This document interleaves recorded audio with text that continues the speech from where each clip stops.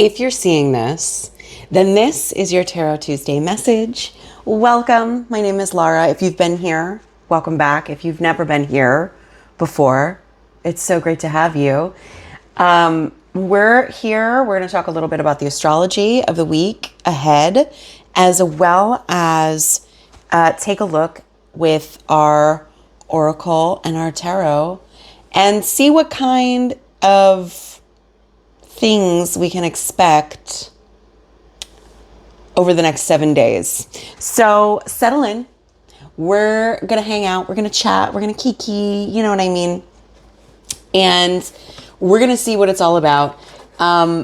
If you're seeing this video, then this is the Tarot Tuesday video for Tuesday, June 12th. This is taking us through the 18th. June? Did I say June? It's definitely August. Wow. I wonder if there's a June 12th that I should go look at. Anyway, I don't know why that happened. It's August 12th. You know, and so if you're seeing this video in that time frame, this is the energies that we're dealing with. This is the cosmic forecasts that are swirling around us. But that kind of leads me into my next thing, which is that if you're finding this and it's not that week of August 12th through the 18th, then that's great as well, because time is not linear. So it doesn't really matter when you find this video. If you're finding it, there may be something here that's meant for you. You decide, take what resonates, leave what does not. This is a general reading, so it may not be super specific, but I encourage you to use your best judgment. You know what's right for you. Because this is a general reading, we may not pinpoint your situation exactly, because there's a lot of people coming to this video and it's for everybody.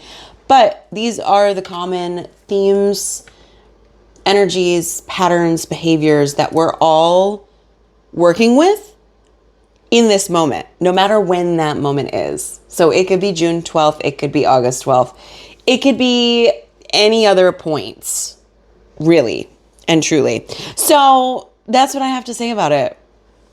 Also, as you can tell, I'm like, who even knows where we are anymore? Okay. Yeah. So there's that. Let's kind of talk about the astrology. We've had a lot of big energy over the last week. We've had a lot of big energy this year. All right. And we are finally out of the Mercury retrograde. We'll still be in the shadow period for another couple weeks, but the fog maybe is going to feel like it's going to start lifting, certainly with things like communication, technology, travel. Okay. All of this may feel like it's starting to move more smoothly. We still have a bunch of other stuff that's in retrograde: Saturn, Neptune, Pluto, and the asteroid Chiron. Okay. So this is still a highly reflective time, but certainly with Mercury's retrograde, we should be able to be integrating those reflections as we move forward.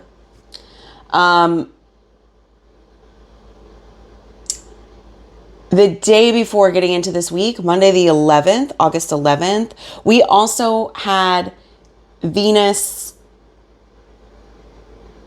conjunct something in Cancer or something. I don't know. It's supposed to be really nice energy. So relish that while you can. And then as far as everything else, I don't really know, because I'm not an astrologer, but those are some of the bigger points.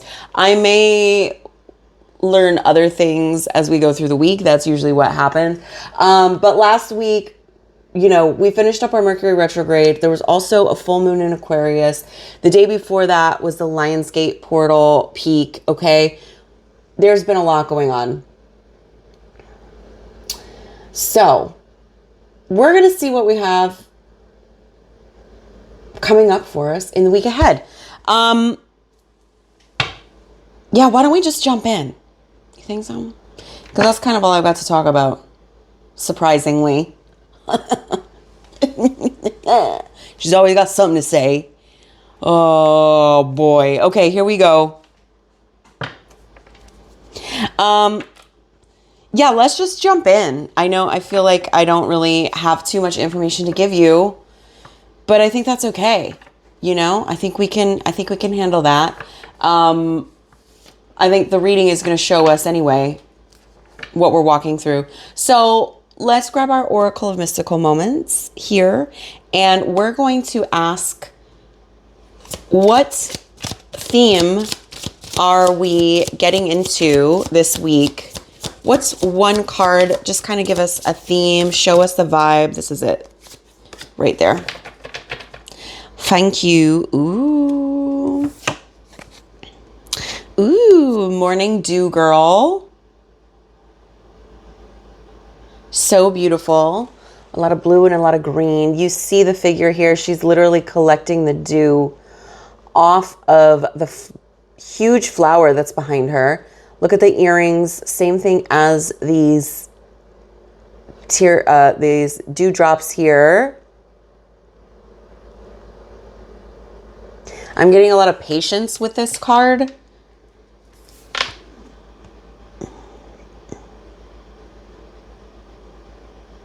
There's also a green bird up here in the corner. So she has a little bird friend. Yeah, let's see what the book has to say. I'm getting stillness. I'm getting focus even from this one. Okay. Yeah, stillness, awareness. Okay, I was on to something. The Morning Dew Girl, number 13. Face your fears, awareness, consciousness. The woman on this card collects fat raindrops into a basket of leaves. She is called Morning Dew Girl, and she symbolizes the receiving and absorption of all worries and fears. How nice is that? She invites us to start sharing our own feelings and worries. We can collect them and deal with them instead of hiding them deep inside. She stands resolute and strong, ready to face her fears. While fear can be as powerful as a river, once confronted, it may turn out to be as small as a drop of dew.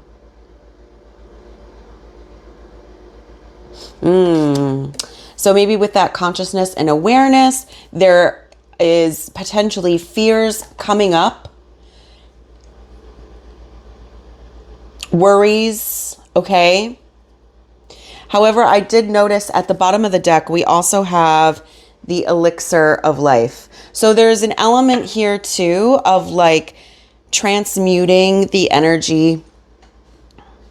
This particular card is making me think about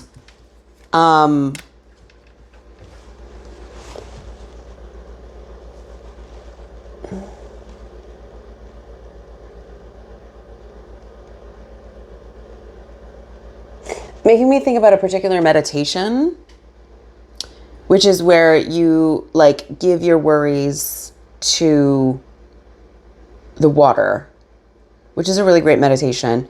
I've recorded this type of meditation before, and it really is super helpful. That one, you put your worries in a box and you throw it out into the ocean, into a large body of water. But the idea is that, put everything, you collect it all together, face it, name it, collect it all together, and give it over to something else that can shift the energy, okay, into something more manageable with the dewdrops, okay? Like it was talking about with the river. All right, so that's what we've got for that. Let's see what our spicy tarot has to, oracle. Our spicy oracle has to say about it. We'll get a few of these. 1, 2, and 3. Ooh. Hot fire Diablo. I mean, you're missing out. Always the plan.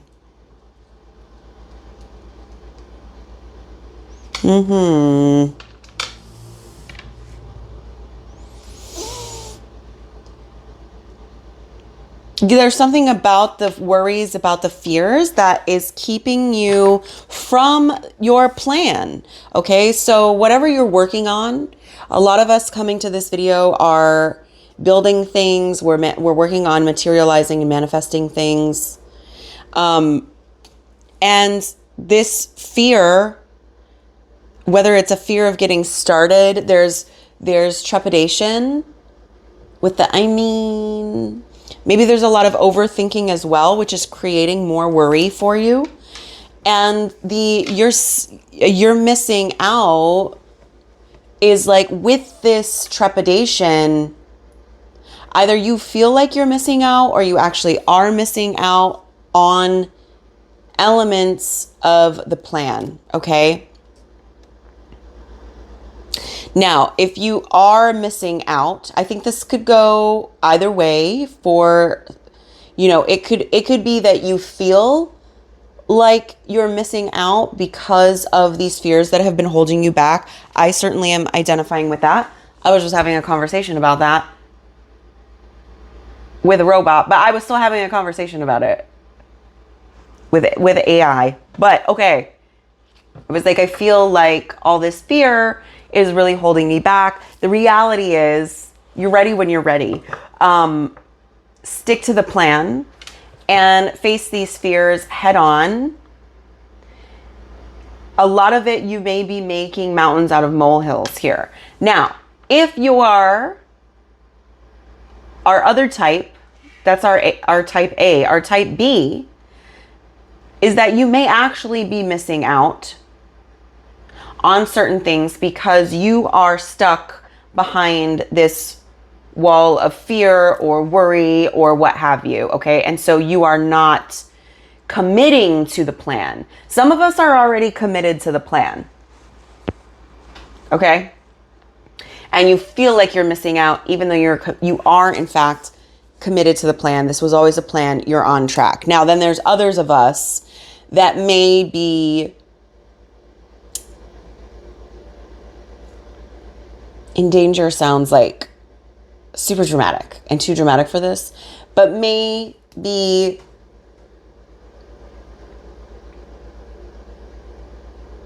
at risk of falling off track because of whatever fears or worries that are blocking you at this point. Whether or not you're aware of them is the thing. Okay. So for that group, for my B group, this is a week of facing those fears. It's a week of facing fears for the A group as well, but it is slightly different. I think group A, you're already well aware of what you're afraid of what you're worried about, and the ways in which you've seen it hold you back. For our other group, there is not the awareness around it. Okay? So it's time to get some awareness. All right, honey? Okay, is this making sense? Great, let's keep going. We're going to get a few tarot cards here. And if you could give us, ooh, that's 1 and 2. Can we have one more card for our reading? Dang, okay. There we go. There's all 3 of them.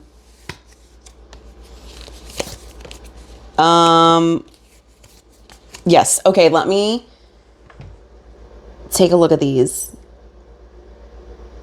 This is going to be interesting. Let me take a look. Give me 1 second.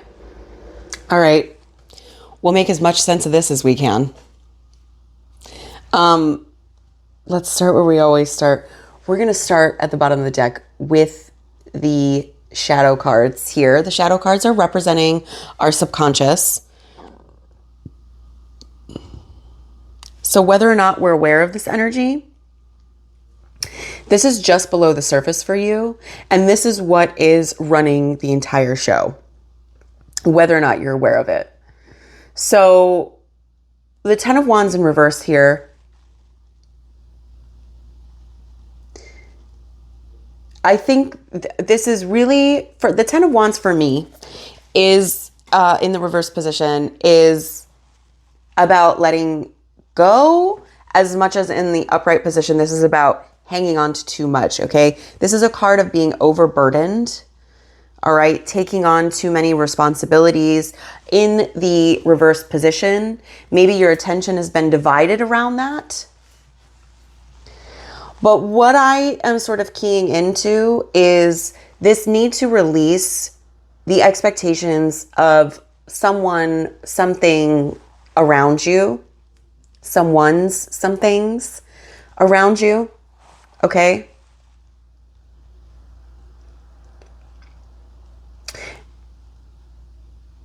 Because it's not serving you where you're moving into next, okay? Whatever these expectations are that are floating around underneath the surface.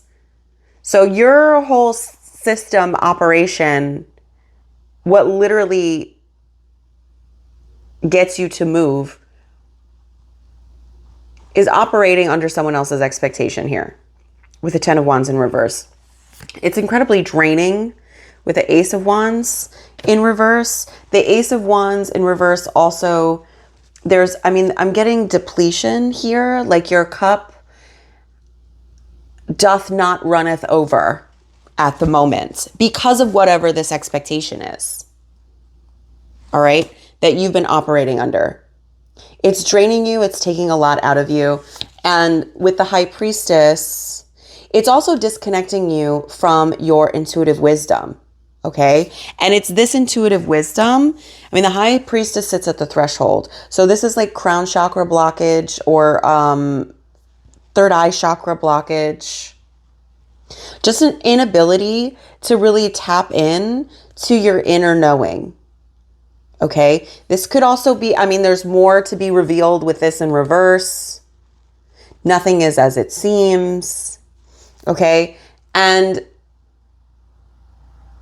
all of this is really getting in the way of you having a clear vision of your strategy to move forward that will set you up for future success.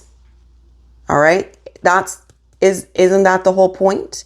To build a foundation for yourself, not just for you. I'm sure you want to build something for people that come after you as well.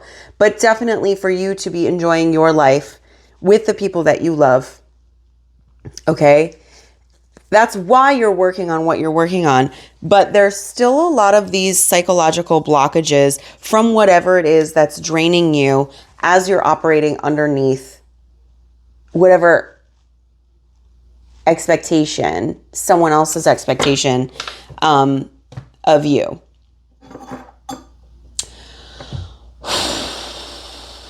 So there's that. If you didn't know, now you know. And I think what's going to come up for us this week, consciousness, awareness, okay?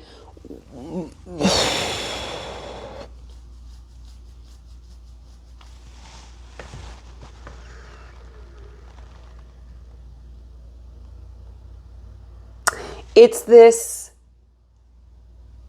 expectation here that's keeping you operating out of fear.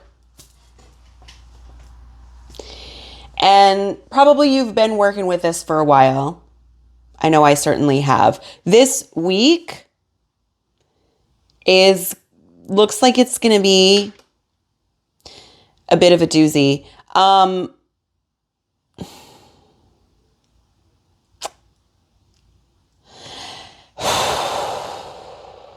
Let's just do it. Let's just go. Let's rip this Band-Aid off. Why is because for this week, we're starting off with the Five of Pentacles in the reverse position. Then we have the World in the reverse position. And then we have the Eight of Pentacles in the reverse position here. So whatever with the Five of Pentacles, this is scarcity, victim mindset, okay?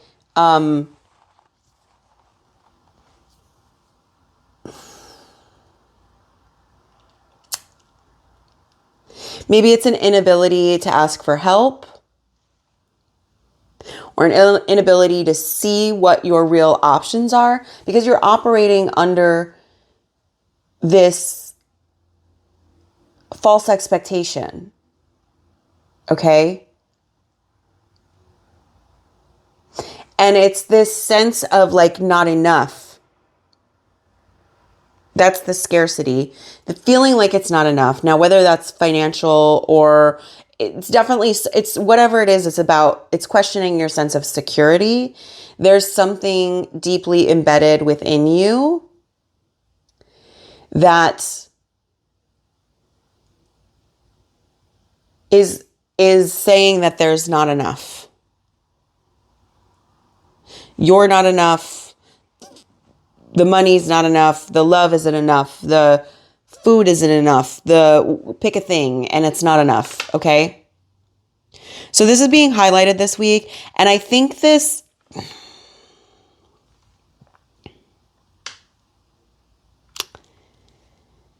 as far as how we're working through it through the week, you know,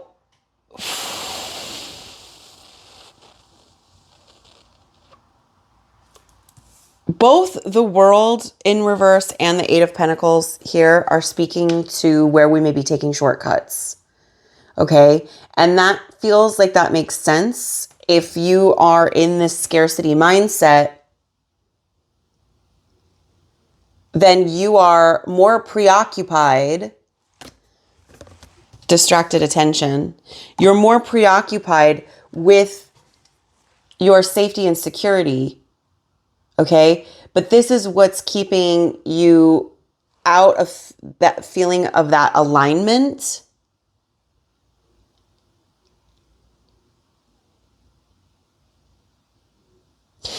And I think it's got you questioning, first of all,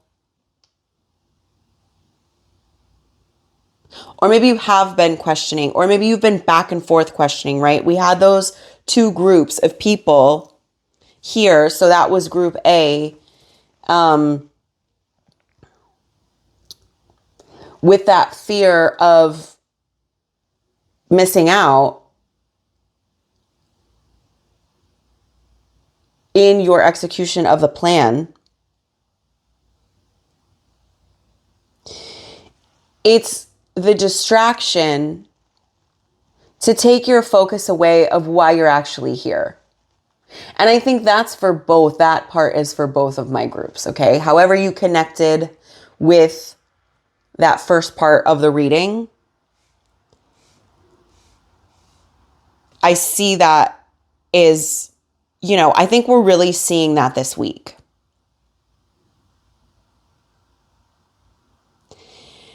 I think it is going to be coming up in big ways. So it's going to be really important to take care of ourselves. And also with the Morning Dew Girl, again, give it to something else. Okay. The worries, the fears. Okay. All you can really do here is see it for what it is, recognize it. All right. And ask what it is here to show you. Then you can collect it all up and throw it away.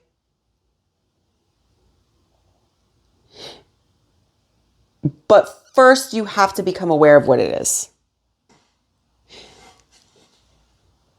that knee-jerk reaction that is the scarcity and the victim mindset. How does that drive you into looking for these shortcuts? Okay, whatever you're building, you're working to build a solid foundation, and that work cannot be rushed. Sorry to tell you, it can't be, it won't be.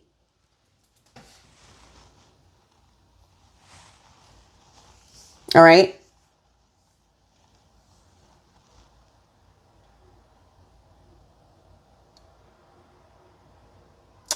And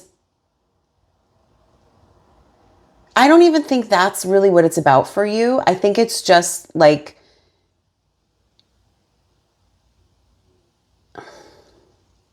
this is like the underlying issue here. So it's coming up to the surface so that it can be transmuted in a way that it is an energy that you can work with. If that makes any fucking sense. All right. And the reason I say that, and the good thing I peeked at this card underneath, because we have this elixir of life. All right. This is like, with the roses here, this is a super magical flower.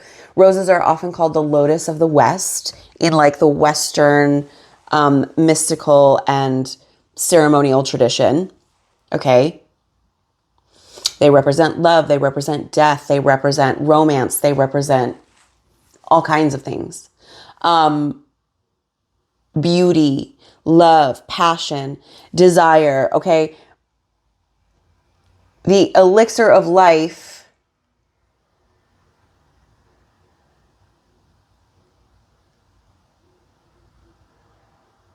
here to help you shift that energy. So let me just see, because now I want to read about the elixir of life, because I feel like that's going to give us a little bit more information. Is any of this making sense? You would have to tell me, because I don't know. Yeah. Healing, consolidation, reinvigorating truth. Okay.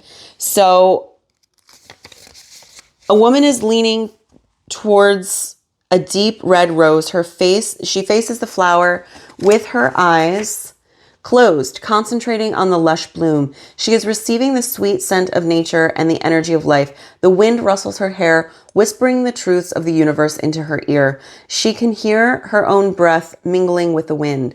Sitting quietly in nature by a stream or in a garden can help our wandering mind and heal a troubled heart. So there you go.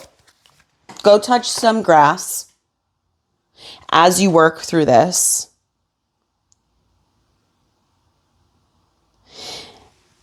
Because it is like nature that can help you shift all of this energy. You can give all of this to the earth. She will take it and she will turn it into something useful. Okay? That's what she does. So yeah. Whether that's in meditation, whether that's just getting outside and getting your feet in the grass, whatever it may be, make that a priority this week. It sounds like a lot is going to come up. All right. This week does not sound like it's for the faint of heart. If I'm reading this correctly. So yeah, we're going to see. And I hope that there's been some kind of insight here for you. The urge to, there's also this sense of like feeling like incomplete here with the world in reverse. Like maybe there's something about your life that feels incomplete. All right. And I think that is what has you constantly searching for these shortcuts. But the shortcuts are only delaying the plan even more. And and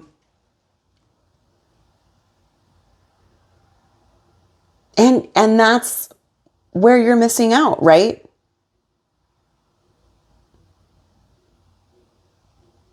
Could literally be FOMO for some of us, because we have that on the table. But it's probably going to look different for everybody. So that's what I've got. I will also say make sure to take care of yourself this week, because again, it's looking like we're very drained, okay? And that's been cutting us off from our intuitive space. So definitely take care of yourself. The full moon reading that we had, if you want to go back and watch that as well, that was all about rest and taking care of yourself. Maybe even literally decluttering just to get the energy moving, okay? And shifting and changing and flowing.